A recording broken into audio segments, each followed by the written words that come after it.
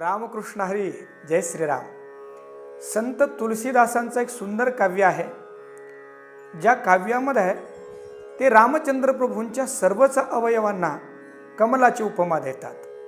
श्री रामचंद्र कृपालु भजुमन हरण भव भय दारुणम नव कंज लोचन कंज मुख कर कंज पद कंजारुणम।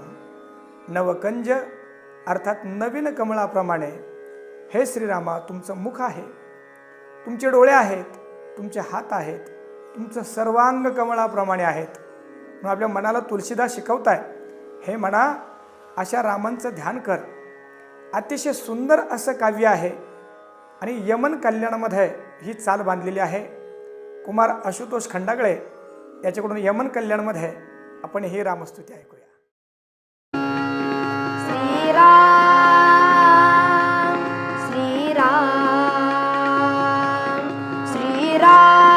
रामचंद्र कृपालु भजुमन हरण भव भय दारुणम नवकंज लोचन कंज मुख कर कंज पद कंजारुणम।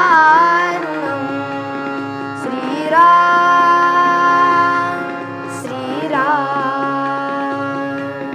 कंदर्प गणित अमित छवि नवनील नीरज सुंदरम पटपीतमान उदडित रुचि शुचि नौमि जनक सुतावरम। श्रीरामचंद्र कृपालु भजुमन हरण भव भय दारुणम।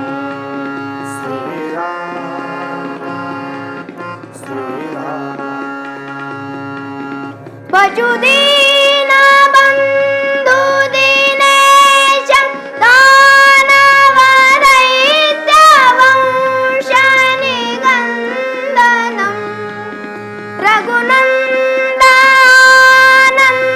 गंध कौशल चंद दशरथ नंदनम। श्रीरामचंद्र कृपालु भजुमन हरण भव भय दारुणम।